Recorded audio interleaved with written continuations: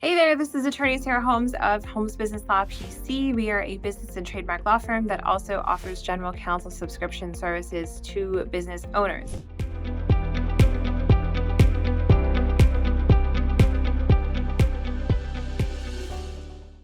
One question we get from people all the time is, how do I start a business in Philadelphia? So there are a number of steps to start a business in Philadelphia and the registration of it. So one would be, think about which elements of starting a business are a state function versus which are a city function like Philadelphia. So things that you do with the state. Number one would be entity formation. If you want to start a business or register a business, the first thing you have to think about is, how do you protect yourself from liability? And most of the time, the answer to that is forming a business entity. Now, forming an entity like an LLC or a corporation does not happen at the level of Philadelphia. It happens at the state level. So you would form the entity with the state of Pennsylvania. All right, once you have that done, and then you get an EIN number from the IRS, which is the federal government, so something different again. So there's state, federal, and local involved in every business formation. All right, after you get an EIN, which is your federal tax ID from the IRS, the federal government, now we're going to look to the local level. In terms of Philadelphia, what do you have to do to register a business? There's a couple of steps, and the steps may differ depending on whether you're going to have a brick and mortar business or you have a business that's home-based or virtual. So if you're going to have a home-based or virtual business, or even if it's brick and mortar, the first thing you have to think about is getting a Philadelphia tax ID, open a tax account, and then that will allow you to get the Philadelphia commercial activity license. Any business based in Philadelphia does need the commercial activity license. You cannot get the license until you have the tax account open. So if you go online, both of these processes are free, and the city has some pretty decent explanations of how to do one, but they won't let you get the commercial activity license until you have the tax account open, because you're going to have to put that number on your application for the license. Okay, so once you have that done, that now means that Philadelphia can track you, and you're going to have to pay them all those amazing business taxes every year if they'd like to collect from people. All right, so if you are a virtual or home-based business, you might be almost done, except that you should probably make sure that whatever type of business you're running out of your home or virtually is allowed by your local zoning code. Most home-based businesses that don't involve members of the public coming in, so let's say you're working from home and you're building a consulting company, or you're selling items virtually online that you're not in any way shipping or storing in your home. Most of that stuff will be okay as far as zoning in terms of a home-based business.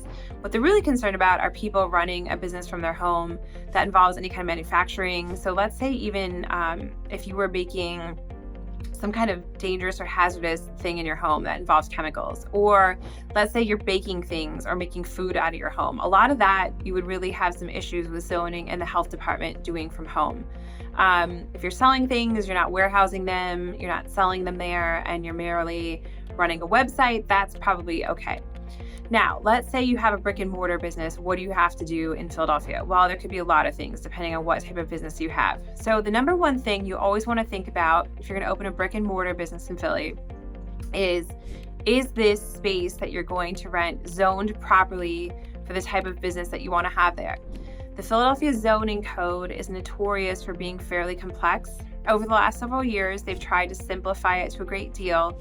So now in most major areas, a lot of uses are in fact allowed, but you really have to make sure. So especially if you're going to do anything with food, if you're going to do something like a daycare, that's where the zoning can get hinky. You want to make sure before you sign a lease, not afterwards, so you can't get out of the lease. You want to make sure before you sign a lease that that property is zoned for what you want to use it for. Once you do that, you have to think about, now, what was the last use of this property, and do I need to change it? So on top of zoning, Philadelphia has use permits and different things that they allocate as a use, right? So let's say that I'm going to go open a bookstore and it's zoned properly for bookstore, but the last use of that property was actually an office. I have to change that use with the city of Philadelphia. I'm going to have to submit a different application for a use permit to change the use from office to bookshop. So the use is very important, and that might have to be changed.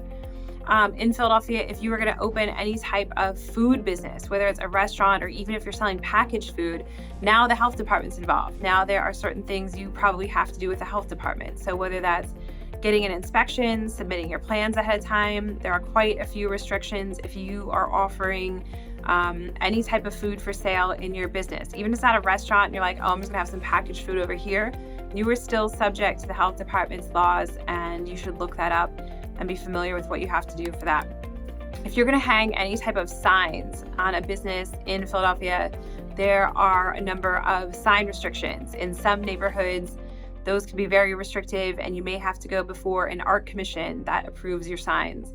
The signs also typically require you to submit yet another permit request to the city of Philadelphia so that they can approve your sign and you can hang it and go about your way. And that also can apply a lot of times to even just putting a sign in a window. There's certain neighborhoods where they don't like that, and you would still have to apply for the sign permit for that.